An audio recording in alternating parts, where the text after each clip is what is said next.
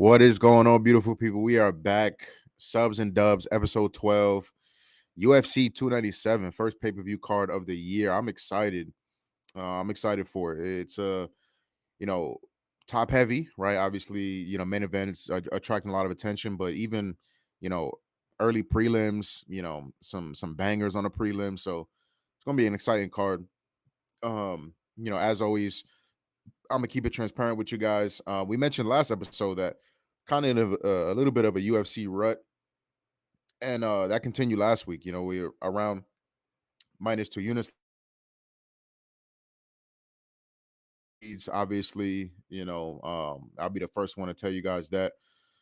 Um, oh, did I freeze? Uh-oh. Let me refresh the cam. Boom. All right. Hopefully we back. How's it looking, James? Test, test, test, test, test. Okay. All right. Boom, boom. So we're just gonna roll through it. We're just gonna roll with it. So yeah, I'll be the first one to miss some bad reads. Card started off great. Um, what did we have? We had Josh Van. We talked about that fight a lot last week. Me just thinking Josh Van was special and he's gonna, continue his run. That's exactly what he did. We had the Gene Silva Weston Wilson fight over half a round. That was sweaty as fuck, like I thought it would be. But he came through. Fareed Basharat came through. And then we kind of started, giving the units back. Semmelsberger just, kind of a bad read on Samara Jedi there. Uh Waldo Acosta got it done for us. I bet Phil Hall's knowing damn well the risk of of betting a Phil Hall's fight, and that's exactly what happened. I ended up adding Ricky Simone late. Great fight from Mario Bautista, a straight dog, and that's a lesson I'm gonna continue to try to learn, not picking my spots very carefully when I'm trying to fade a really good fighter. And Mario Bautista falls into that category. So yeah, gave some back, ended negative, and we're just gonna keep chugging and keep trying to get through this little patch we're in. We started the show off really, really hot, and now we kind of, hit the downswing, but we're gonna keep working and keep grinding, and I'm gonna keep trying to adapt, pick my spots carefully, and you guys will see that today. I picked my spots carefully, but hammered the fuck out of these spots. So I'm excited. Got a couple of quote unquote max bets. Got some 3 unit bets, some 3.5 unit bets. So yeah, I'm excited. If this is your first time watching the show, welcome in. I appreciate you guys being here.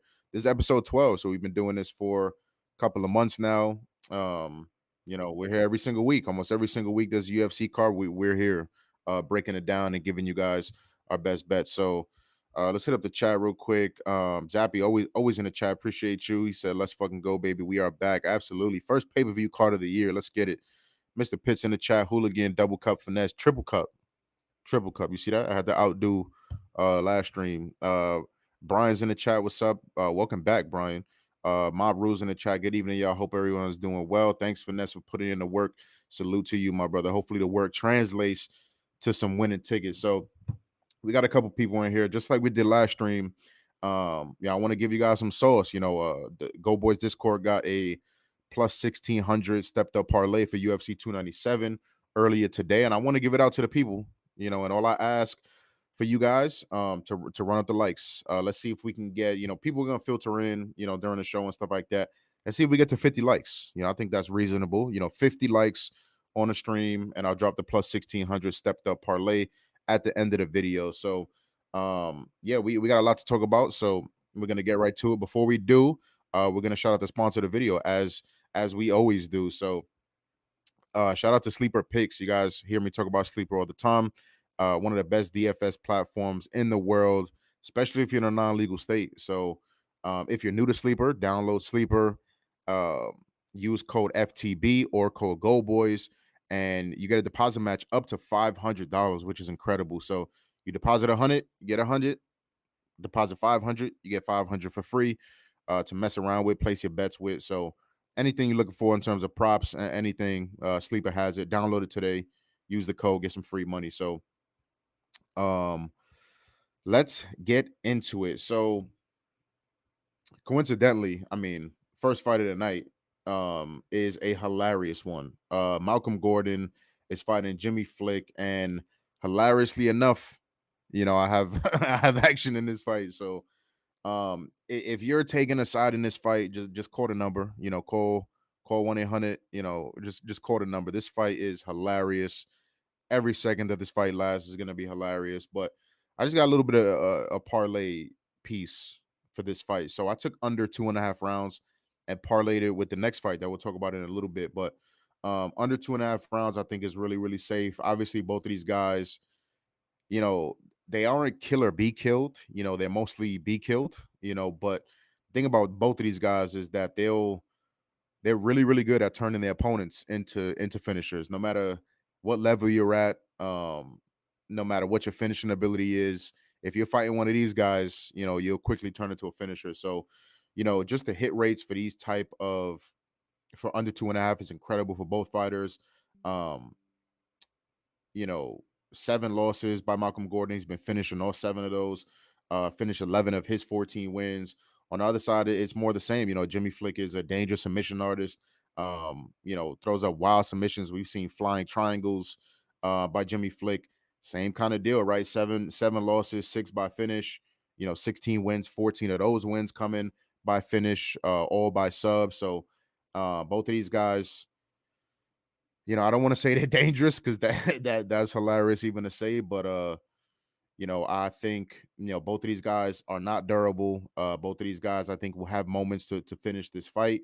Malcolm Gordon, I believe Malcolm Gordon missed weight for this fight too, so that can be a concern. Whether it's an injury or just having trouble making the weight, that can always kind of affect your durability as well. So yeah, I mean, I don't think it needs much explanation. Under 2.5 rounds. The hit rate in both of these guys' fights are incredible, above 90% in terms of under 2.5 rounds for their pro careers. So I think it's a pretty safe parlay piece. I was just going to stay away from this fight, in general, which is probably what a lot of you guys should be doing. But yeah, just taking that as a parlay piece. Um, what I'm pairing that with is the one and only Jasmine Jasudavicius. So we're gonna move on to that fight. Jasmine Jasudavicius is fighting Priscilla Cachoeira. Jasmine, big favor, right? Anywhere from -370 to -400 on the books right now. I took Jasmine's money line and paired it with the under 2.5 in the Flick Gordon fight. I love Jasudavicius, I really do. Her Priscilla actually missed weight too, or was gonna miss weight.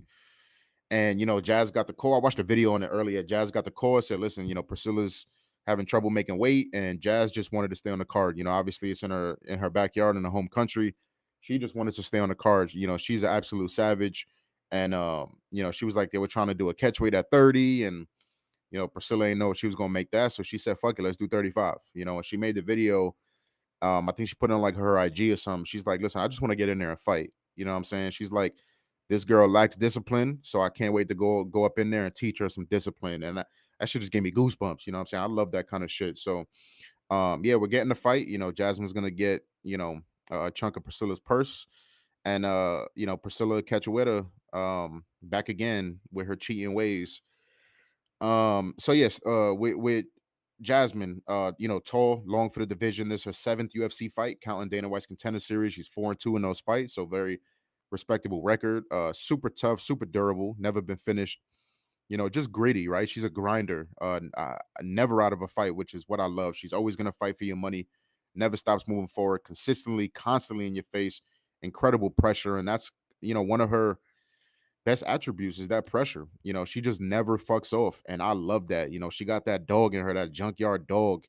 Um, in between the second and third rounds of her last fight versus Tracy Cortez, she tells her corner, she's like, this is where the dog comes out. She's telling her cornerman that. And that's just the kind of shit that I love, that dog mentality. In terms of her striking, not the prettiest boxing at all, but good straight punches, good leg kicks, good head kicks. Excuse me.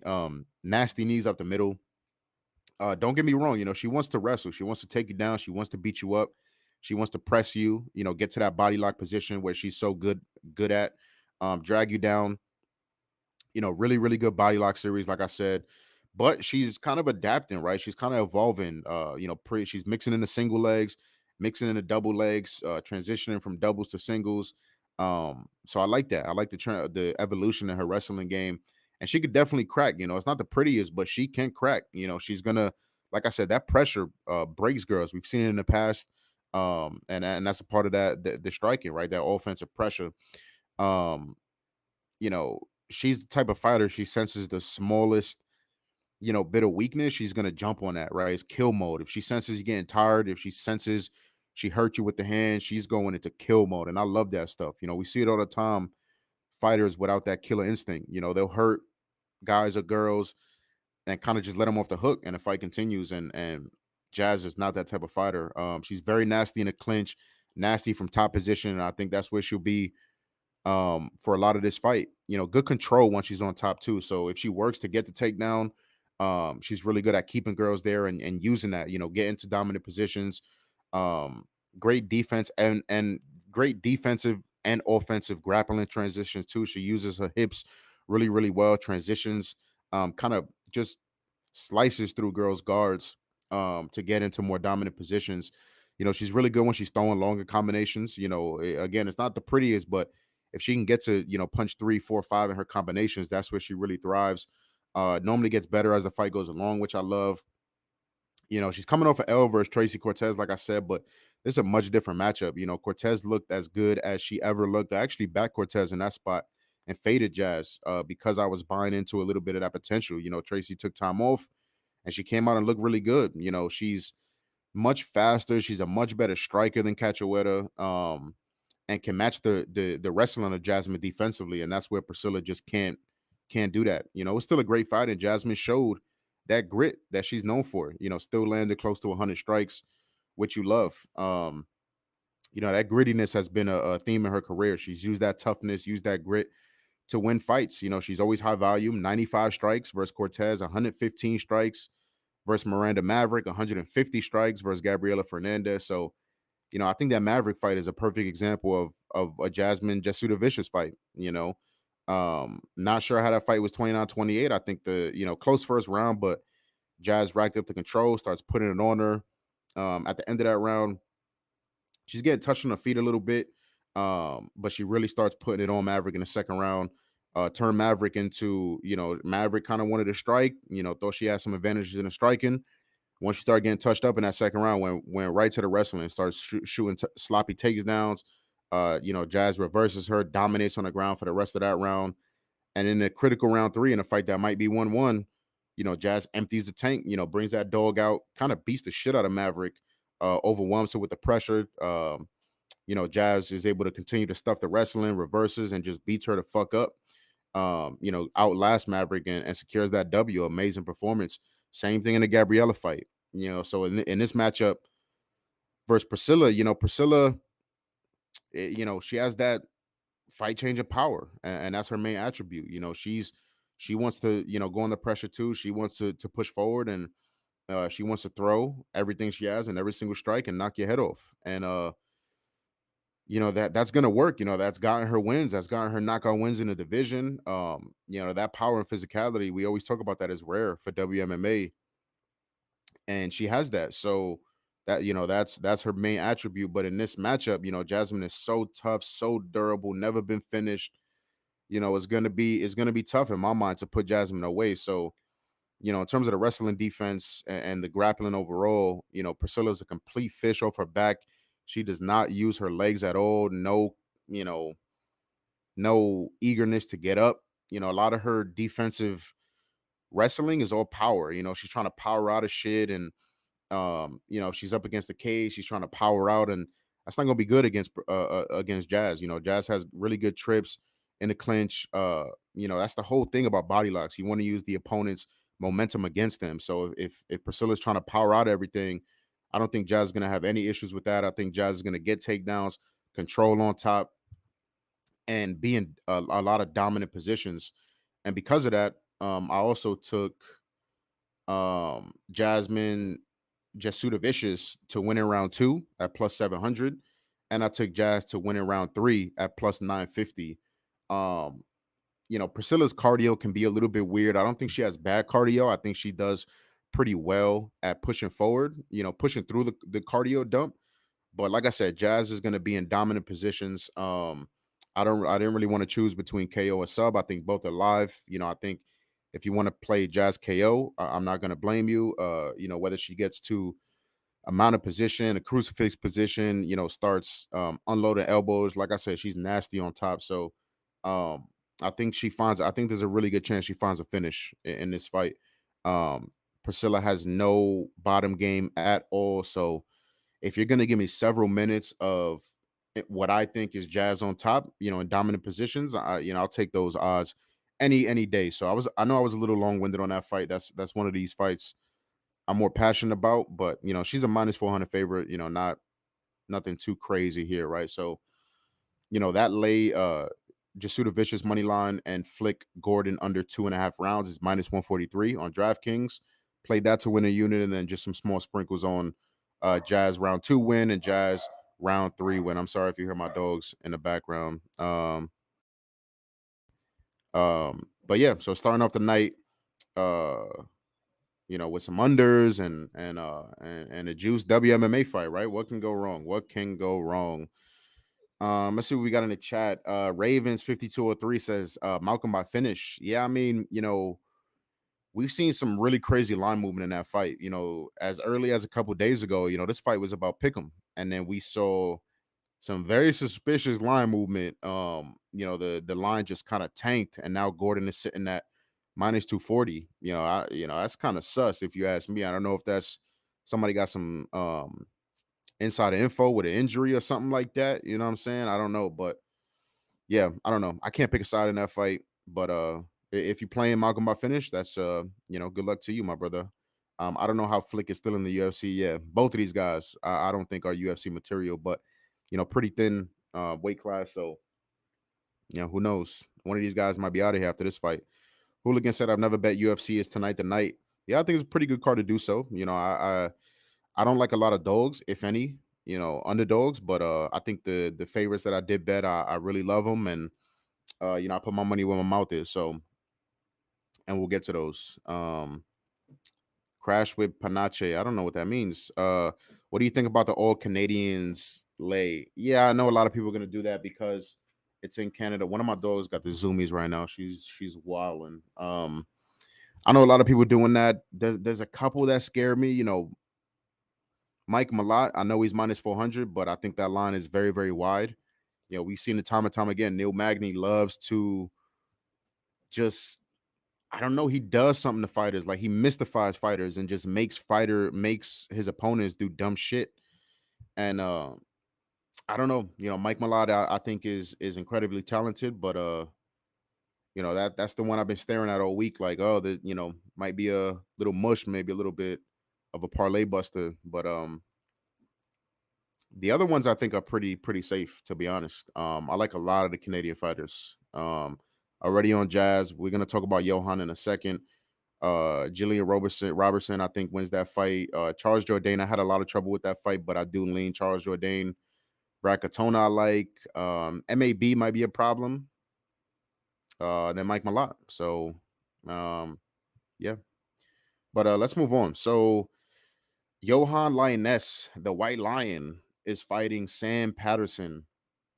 Lioness is anywhere from minus 140, minus 150. The comeback on Sam Patterson anywhere from plus 120 to plus 130. So I just have a small sprinkle in this fight. I didn't want to go too crazy. This is not a fight that I love, but I'll tell you guys what I have. So I took Lioness round 1, round 2 KO at plus 155.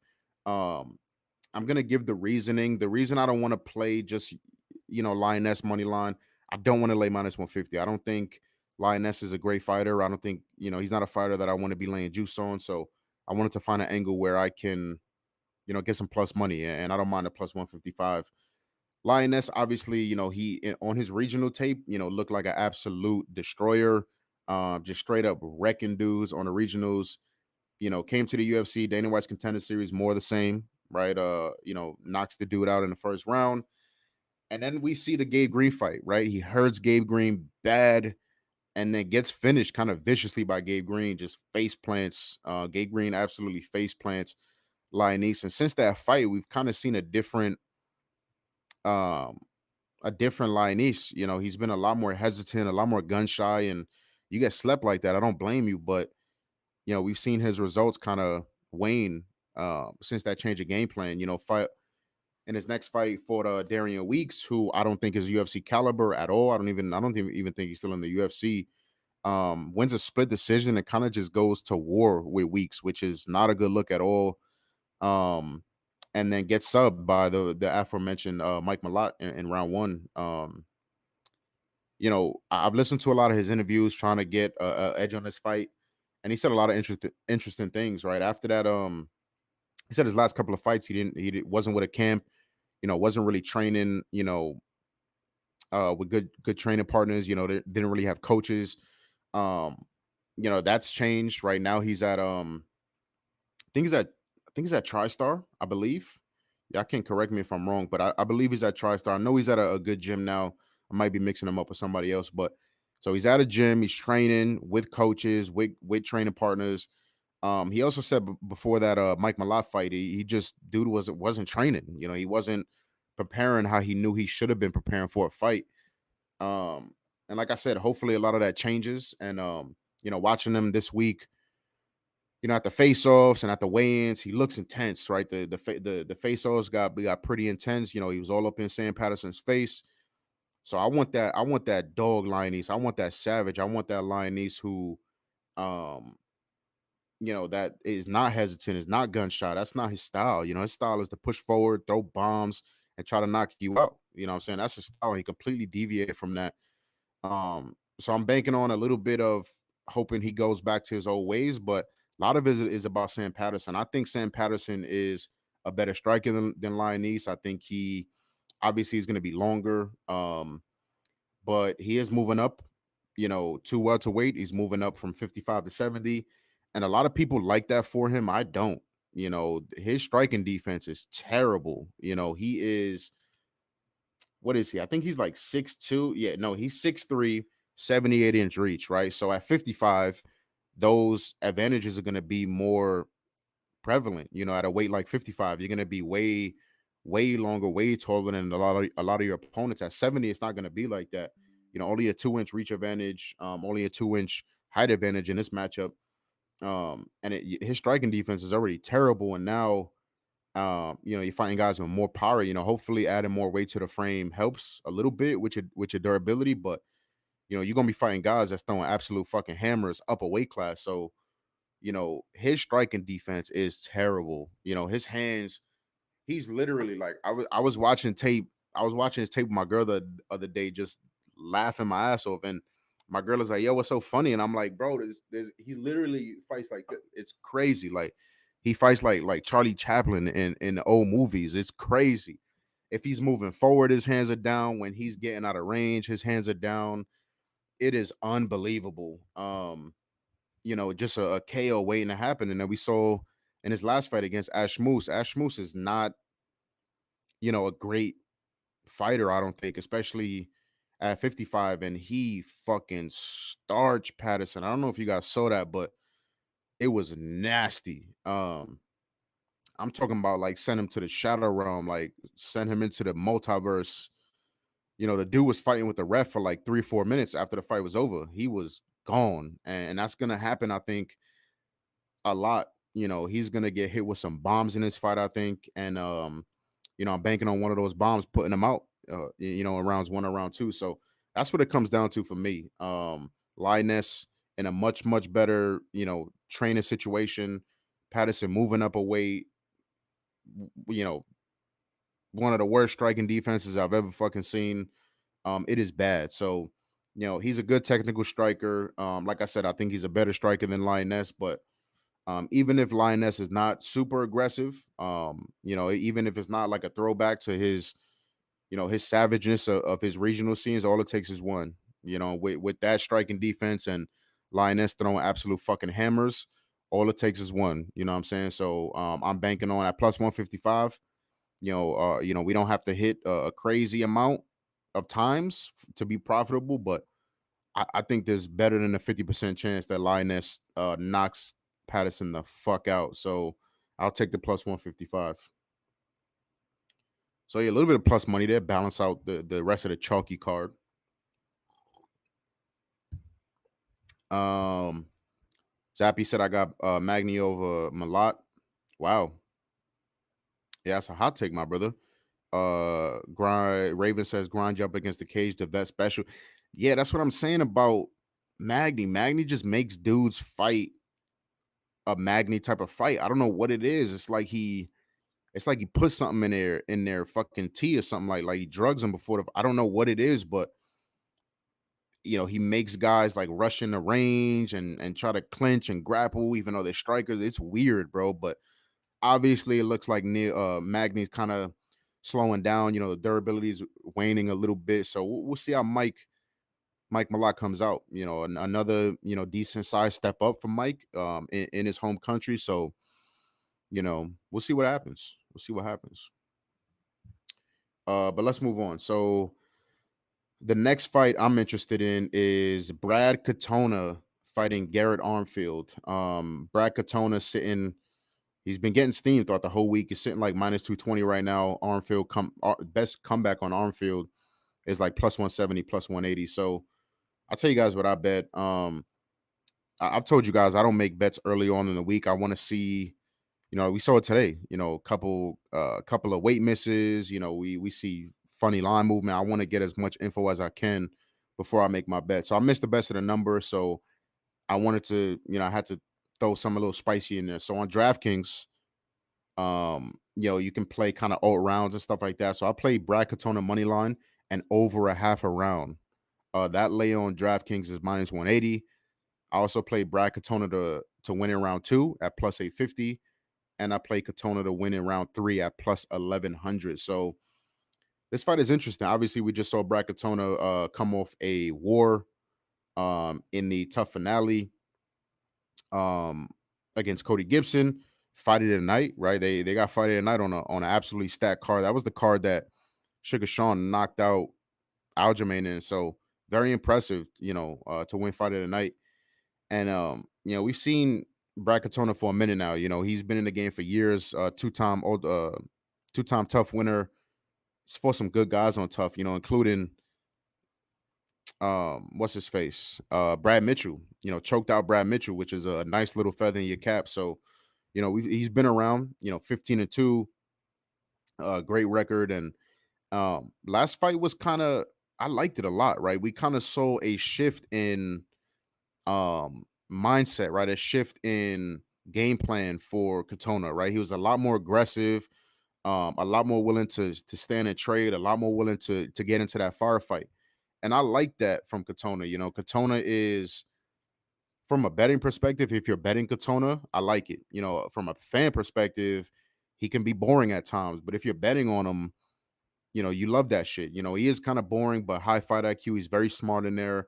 Really good wrestler, really good grappler, good striking defense, which is very, very important. And I like all of those qualities. So if we get an aggressive Brad Katona, I don't mind that. If we get a more chill Brad Katona than we did his last fight, I also don't mind that, especially in this matchup versus Garrett Armfield. I like Garrett Armfield. I think he dangerous striker, definitely carries power in both hands. Um, we see that from his record, 9 wins, 6 by KO. This is going to be his third fight in the UFC, 1-1 in his prior 2 fights. But there's some major red flags with Armfield, in my opinion. I think he is, I've heard this term a lot this week, and I really agree with it. Very front loaded. You know what I'm saying? I really worry about his cardio, and you don't want to have cardio issues against Brad Katona. Katona's not going to slow down. Katona's going to get better as the fight goes along. And he has that he can definitely grind you out. He can definitely implement a game plan that grinds you out. A lot of wrestling, a lot of grappling. I think as the fight progresses, if Brad wants to stay on that game plan in terms of I want to offensively wrestle and I want to stay consistent with that, I think by the time the second, third round comes around, he's going to, you know, just kind of bend Armfield to his will. You know what I'm saying? Whether that's cage control, working off that cage control, getting Armfield on his back. keeping top control. I think I love this matchup for Katona. Like I said, Katona gets better as the fight goes along, and Armfield slows down as the fight goes along, and that's very bad against a guy like Katona. Hence why I took Katona round 2, round 3. I think he can do it both ways. I think he can um knock Armfield out. Obviously, if you're gassed in round 2, round 3, a lot of things suffer, right? Striking defense, your movement suffers. So I think he can be more easily hittable. I think Brad can finish him on the ground however he wants, whether that's by sub or by knockout, ground and pound knockout. Um, and Katona can definitely win a decision, even if he drops the first round. If he's eating shots in the first round and maybe even gets knocked down in the first round, which I highly doubt, and drops the first round, he can absolutely win rounds 2 and rounds 3. Maybe even 10-8 this guy in one of those rounds. So Armfield, like I said, definitely carries power. But Brad's a guy that is extremely durable, never been finished, in 17 pro fights.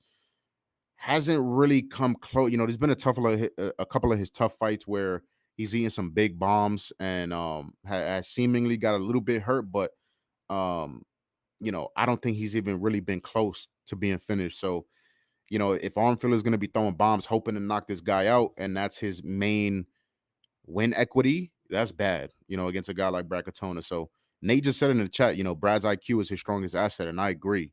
I think it's I think it has a couple of really strong assets, right? The cardio, that never stop fucking 15 minutes, able to push through that 15 minutes. I think that's a great asset. I think his durability, like I just talked about, and yes, his IQ.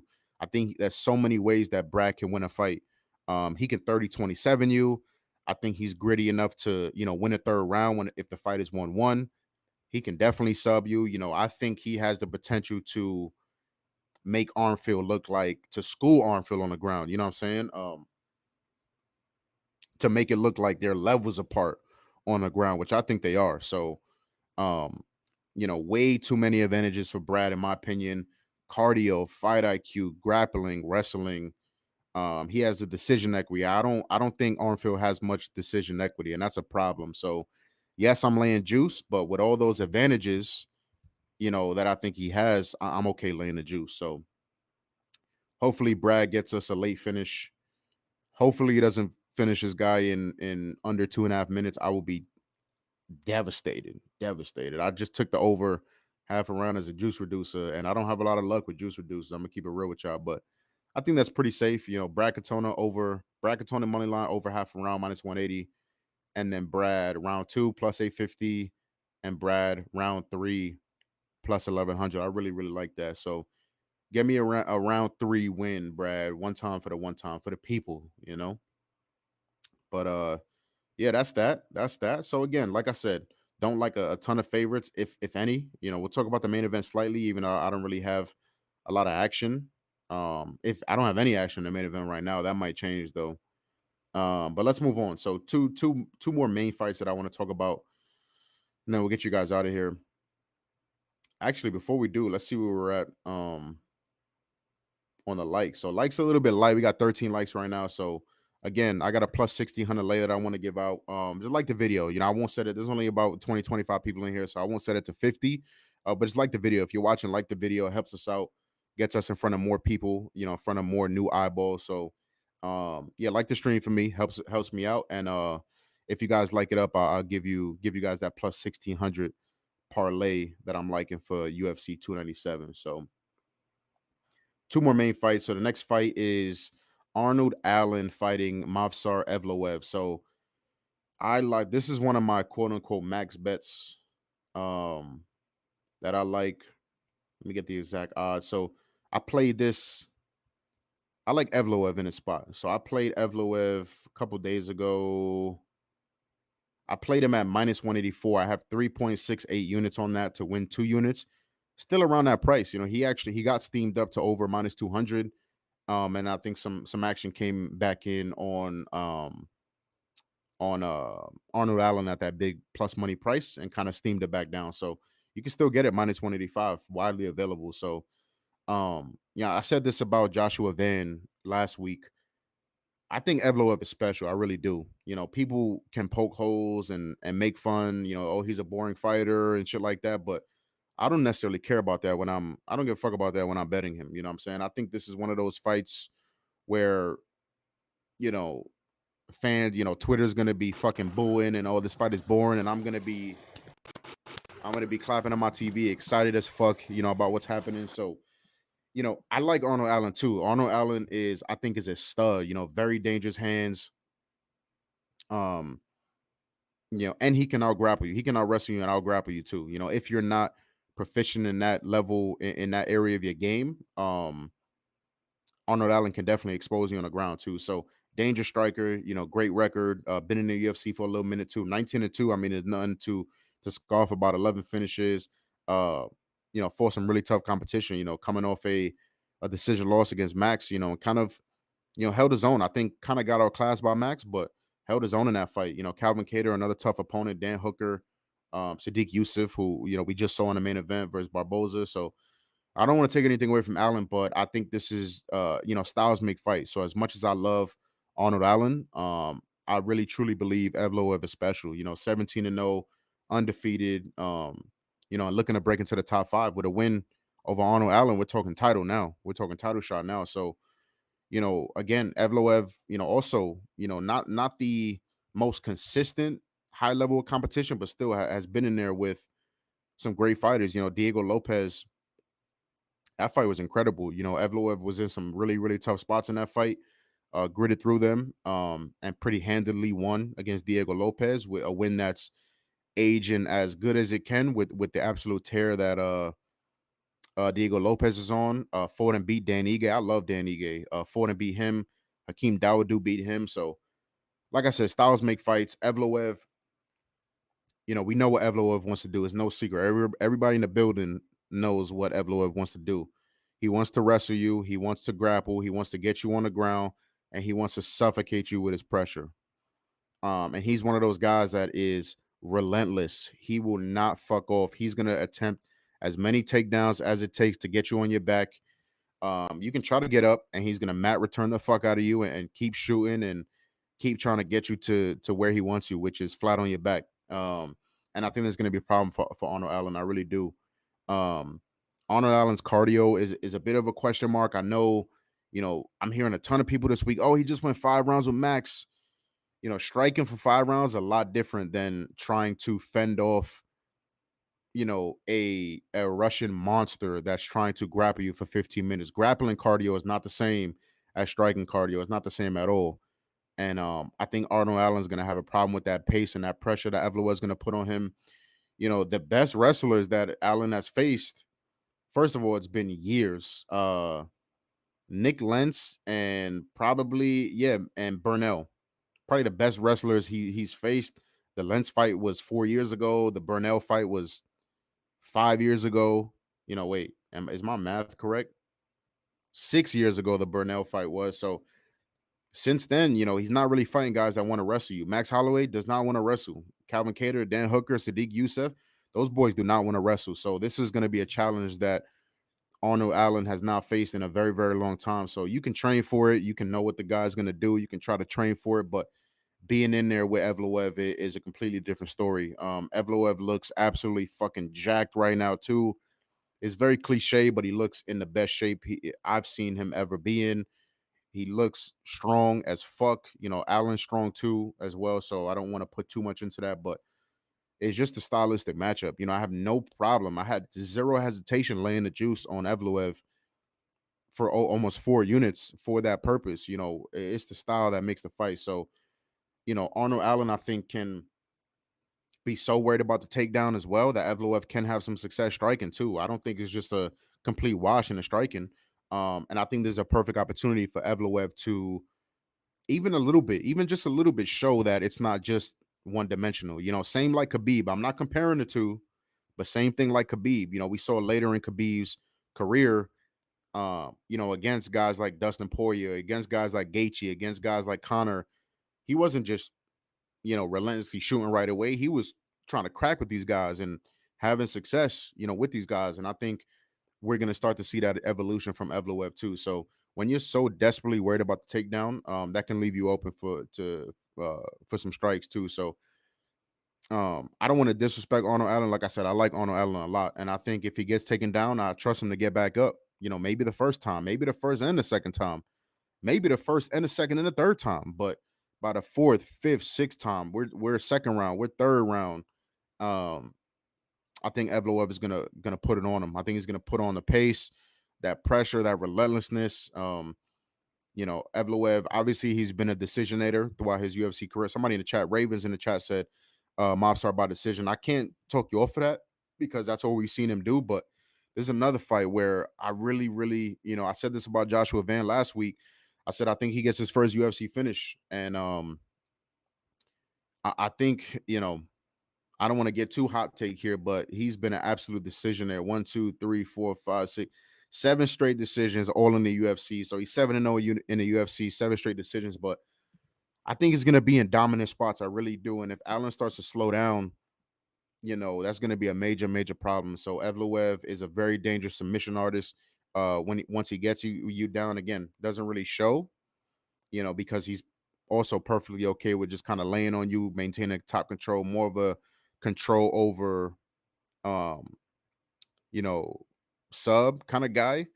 But I don't know. I just really think he has a really good chance to finish this fight and finish Arnold Allen. So not the easiest task. Arnold Allen is not a bitch. He will not be ran through. But like I said, styles make fights, and I really, really love this matchup for Evloev to just continue his road to dominate again, even if it does go to decision. If this fight goes to decision, I don't like Arnold Allen's decision equity in this fight. I really don't. I just don't think he has enough to take two of these rounds off of Evloev. I really don't. So love Evloev minus 184 to win 2 units. Like I said, I'm picking my spots and I'm absolutely aiming and firing heavy on these spots. So Raven said Allen's under sign strikes could be the move. Under significant strikes. Yes, that's a very good point. A sharp point right there too. So yeah, if you're expecting him to be defending most of the time on his back, trying to get up, pushed against the cage, right? Evloev racking up the cage control, the top control, can't really land significant strikes. So that is a very sharp look, my brother. I like that. So okay, so last fight I want to talk about is the co-main event of the evening. This is another kind of quote unquote max bet. It's Shatara season, baby. It's Shatara, however the fuck you say it. Myra Bueno Silva's fighting Raquel Pennington Rocky. And I like Bueno Silva in this matchup. I really, really do. This is another spot I played. I played Myra Bueno Silva money line at minus 166 on DraftKings. I played it for 3.32 units to win 2 units. I absolutely love the matchup. So, both of these girls on 5 fight win streaks. The record books are going to show that, Myra, it was a no contest in the last fight, but, we know what we saw. We know what we saw against Holly Holm, devastating front choke to finish Holly Holm. We know what we saw. And, she got popped. And that's how you know when people just don't know what the fuck they're talking about. I've heard several people this week say that she got popped for steroids, and that is not the case. She got popped for taking Adderall, which is fucking crazy. So, she's talked about her struggles with focus and mental illness and things like that, and the Adderall helps her. So I guess she took it too late or whatever the fuck the case was, but hence why she's in a title fight right now after just getting quote unquote suspended or popped. She's in a title fight, less than 8 months after that. So we know what we saw. So, and I'm sorry, it's a 4 fight win streak for Myra Bueno Silva. Um, we look at Raquel Pennington, also, she's on a big win streak too, a 5 fight win streak. Hasn't really fought anybody, and I don't want to say that as a slight because neither has Bueno Silva. Holly Holm was by far Bueno Silva's best win in her career. But Pennington, both of these girls I think are highly undeserving of a title shot, to be honest. Raquel Pennington was supposed to fight Juliana Pena, and I think Juliana would have beat Pena too, would have beat Pennington too. And now Shatara's kind of shoved in there after Juliana had to pull out. Um, but yeah, last fight against Ketlin Vieira and you beat her by split decision, and now you get a title shot. That's kind of fucking crazy. That's kind of crazy. But just matchup based, I mean, Bueno Silva is so nasty. I'm hearing a lot about people trying to kind of poke holes in the game in terms of cardio and stuff like that. I don't think it's going on 5 rounds. I really don't. So I don't worry as much about the cardio. Just absolutely nasty. Devastating in the clinch, nasty knees, nasty elbows in the clinch. Not the prettiest striker, not the most technical, but she's still throwing absolute hammers at your face. Um, and the kicking game, I think, is going to be really, really important in this matchup. I think Myra Bueno Silva is absolutely going to eat up uh Pennington's legs, Pennington's body with the leg kicks. Pennington's more of a boxer, flat-footed, little bit plotting kind of style. And when you're so flat-footed, I think the calf kicks are going to be devastating from Bueno Silva, kind of limit you know, limit the movement of Pennington as the fight goes along. Obviously super dangerous in the clinch, super dangerous submission artist. Pennington, I don't like Pennington's style. I really don't. She's been in the ring with the best of the best too. Holly Holm, Irene Aldana, Amanda Nunez, Misha Tate. But those fights were like 4 to 6 years ago. You know what I'm saying? Like last couple of years, she's fighting Macy Shison, Aspen Ladd, Renau. She's not fighting, you know, uh, top of the pecking order anymore, like she was 5, 6 years ago. Shout out to her. She's propelled herself to a title shot, but I don't like her finishing equity in this fight. She has 5 finishes on her record out of 15 wins, but last finish was 2021 against Macy Shison, but before that, just 7 of her last 8 fights have gone to decision. She's lost 2 of those decisions. I don't think she has much finishing equity. The finishing equity is, I think, almost solely on a Bueno Silva side. So just the nastiness, the ferociousness of Bueno Silva, I think, is going to carry her through this spot. Uh, I think it's just her time. I love her energy and her mentality outside the ring too. She's talking a lot about what it means for her to become a champion, how she grew up. I didn't have food, I didn't have water, growing up in Brazil, and I want to become a champion to not only give the people inspiration, but also to for the money, to help my community. There was a really, really good moment on Embedded, with her and her mom, how she's just so grateful to be in this position. And then she kind of flips a switch, right? She gets in a face off, she gets in the media talking about how she wants to talking a little shit. You know what I'm saying? That dog comes out. She's in a press conference. She's like, Raquel, when you fight, we sleep. She's like, everybody here sleep. They sleep. I sleep. Everybody sleep when you fight. I love that shit. So I love her energy and her mentality outside the cage, inside the cage. She's a savage, and I think this is a good spot for her. Raquel has pretty good takedown defense. She's pretty strong, but I don't think she's the most technical when defending takedowns, and so that leaves openings for Myra Bueno Silva to implement her offensive wrestling. Get some cage control. Um, maybe find some top time and I think win the overall moments in terms of the striking. So obviously Rocky wants to strike and kind of wants to box, but especially more and more when judges are favoring damage over control and stuff like that. I think Bueno Silva is going to land the harder shots, the more impactful shots, the crowd swaying shots, which can obviously sway the judges. So even if she's kind of getting touched up, just like she was against Holly Holm, you know what I'm saying? And Holly Holm is not the same as Raquel Pennington. Holly Holm is better than Raquel Pennington and better than anybody Raquel Pennington has faced in the last probably 3 or 4 years. Rocky lost to Holly Holm, and Holly Holm was getting choked out by Bueno Silva. So uh, and that's just a different matchup. Holly Holm is a lot more bouncy. Her movement is a lot crisper. She's a lot more in and out, a lot more heavy kicking game. Right, she's gonna throw side kicks, teep kicks at you to kind of keep you off of her. Pennington's not gonna do that. Pennington rarely even throws kicks. So yeah, just so many advantages. I think the kicking game, the wrestling, the power, just the absolute savageness. I love Myra Bueno Silva in this spot. Somebody gonna get crowned a champ, so it's end new either way. But it's your Tara season, baby. It really is. I think she finishes this fight, which is why I don't mind laying the juice. You know what I'm saying? The minus 166. So again, another spot where I absolutely fucking hammered. That's 2 max bets for you guys. laying the juice on some favorites.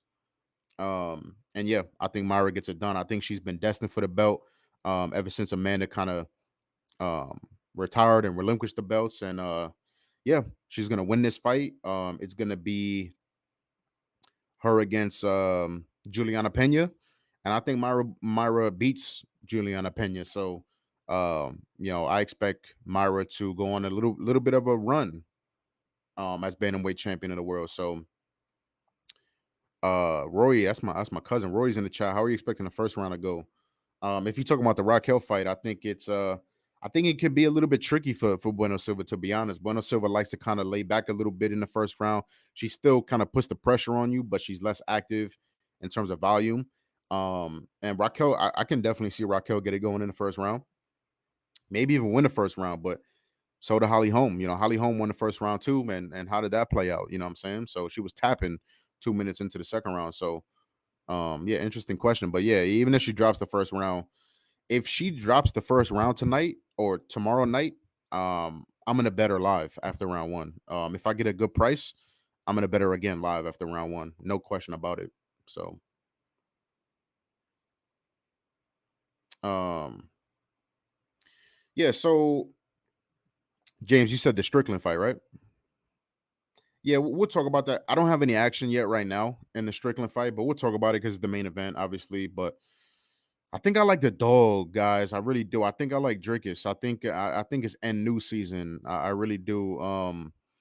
Again, I this is why I don't have any action in this fight, because I'm not rushing to fade a guy like Sean Strickland. Dracus just seems like he has that. I don't know. Like, it seems like he has that. It seems like there's something special. I don't know if it's like the power, like that South African devastating fucking power. I don't know if it's like the awkwardness, that gives people trouble. And it might just be that he shut me the fuck up in his last fight. That when he fought Robert Whitaker, you know, if I would have had a son, like a little baby son, and I was saving up for his college tuition, I would have put the whole college tuition on Robert Whitaker. I really would have.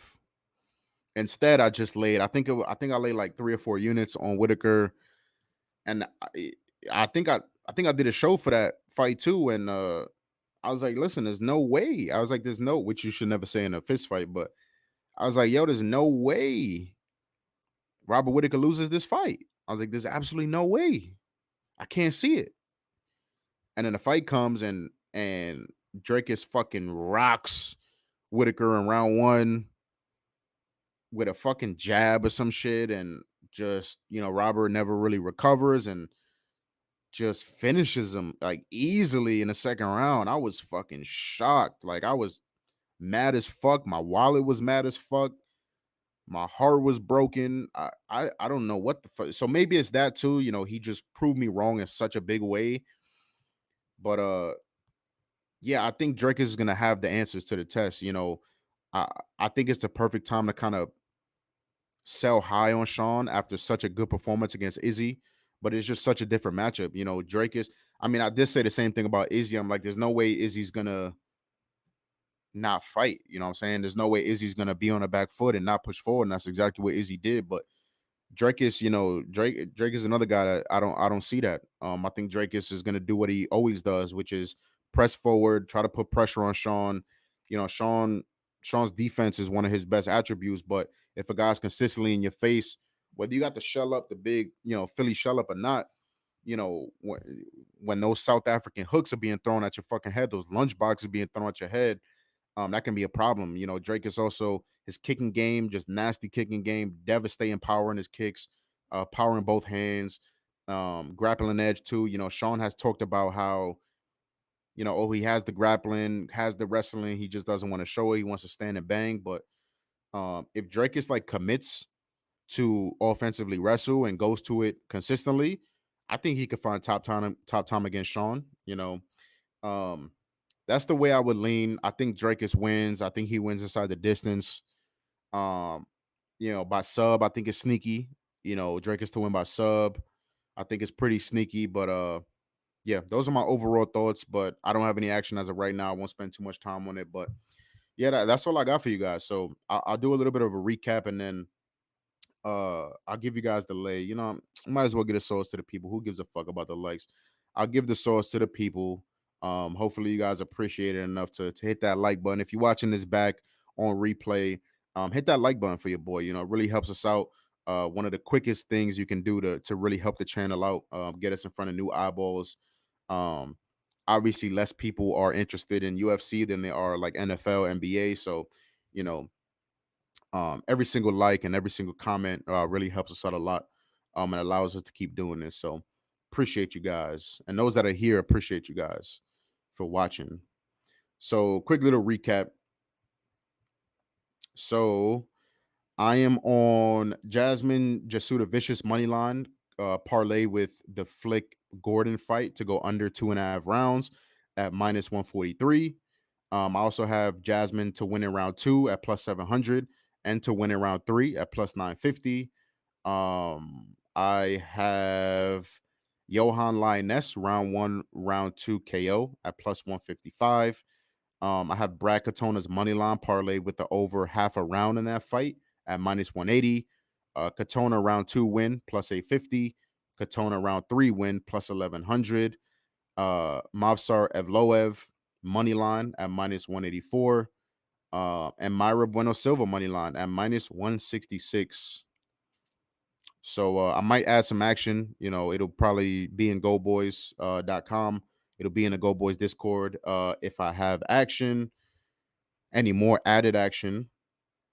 But yeah, like I said, I'm trying to keep it, trying to keep a tight pause, trying to pick my spots real carefully, but aim real precisely, but hammer the fuck out of those spots. So I love this card. I really love this betting card. And I think we're gonna turn the ship around. I need some good energy. I need some positive vibes in the chat.